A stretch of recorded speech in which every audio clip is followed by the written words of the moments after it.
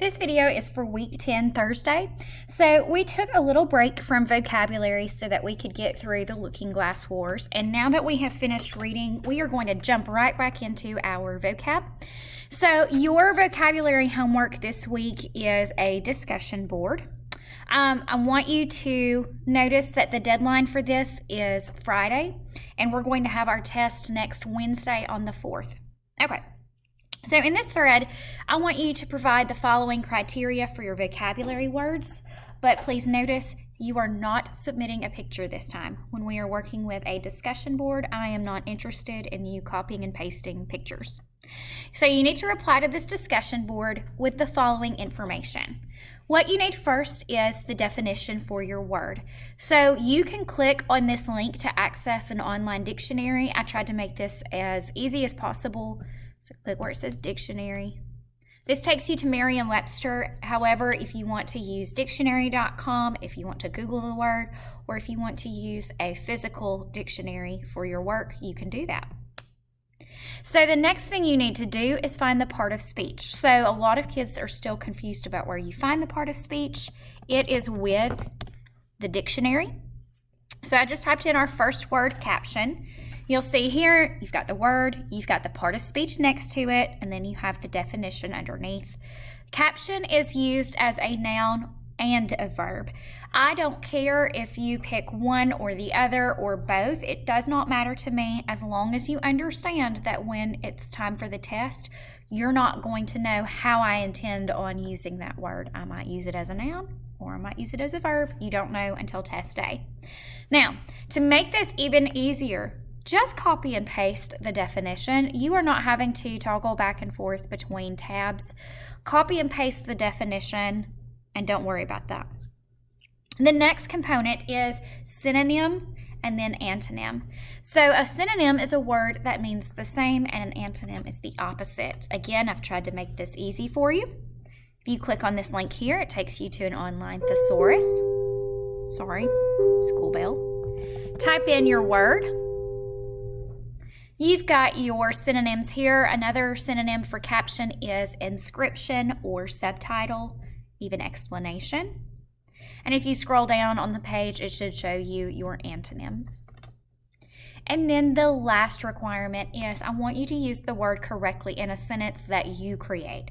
It is far too easy to Google a sentence with this word and copy and paste it. But if you do it that way, you're not really learning how the word is used. You need to practice writing the sentence yourself.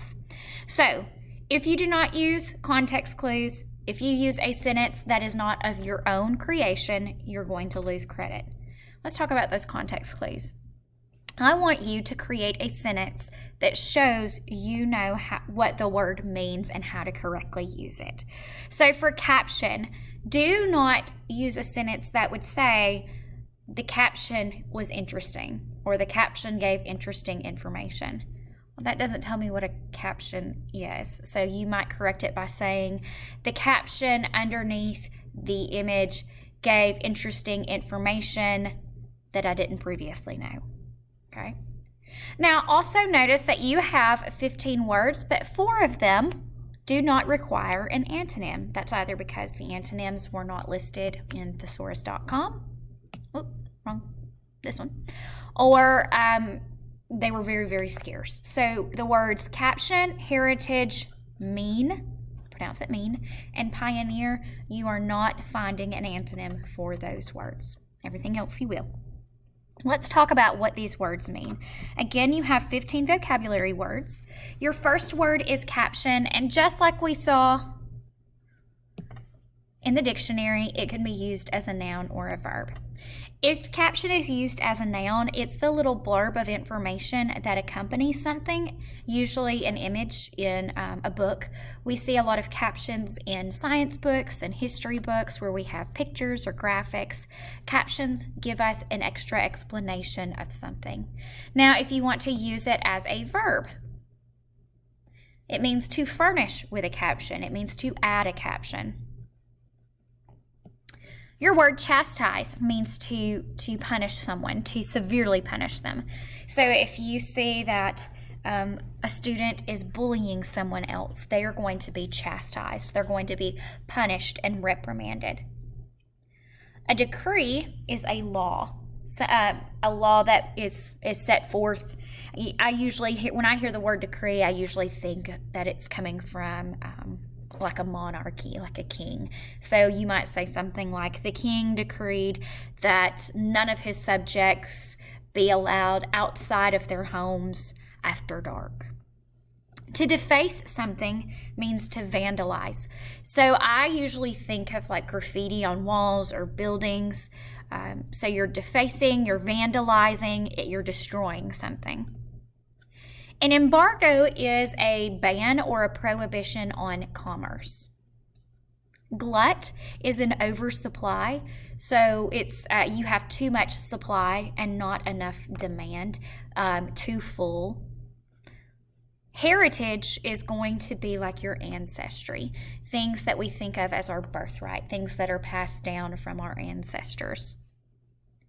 Incense. So you can think of this in a couple of ways. Incense is something that we use for a really lovely scent, a pleasant aroma. You can light incense and the smell is just very lovely and relaxing. Or it can mean to make extremely angry. So if you feel incensed about something, you feel extreme anger.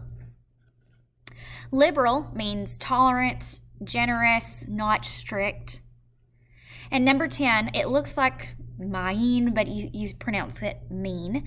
And this version of mean means like the air or attitude of somebody. So if you have a somber mien, it means you're incredibly serious, very grave. Number 11, an ovation is a celebration or acclaim. I usually think of like a standing ovation. So if you are at an opera or a concert or a play and you give the performer or performers a standing ovation, you are showing they're receiving acclaim for their work. Number 12, phenomenon. Phenomenon is an event or circumstance that is observable, and that means it appeals to the senses. It's not just an idea. Normally, we associate phenomenon with things that are extraordinary and uncommon.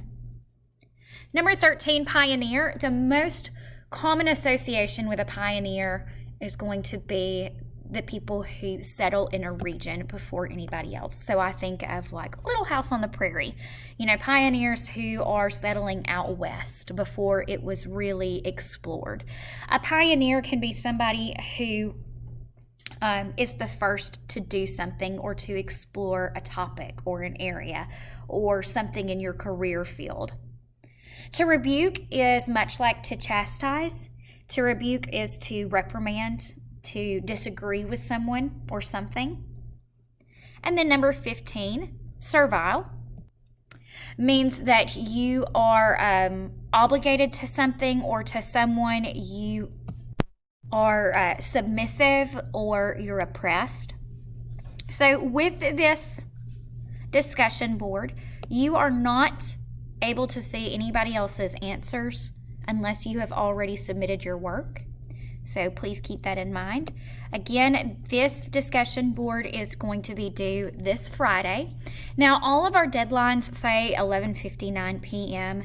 That is what is set by Schoology, and it really gives you an extra 9 hours because if this were due, because this is online, if this were like paper copies, it would have been due at 3 o'clock on Friday. So that just gives you a little extra time if you need it. And then the test again is going to be next Wednesday on the 4th.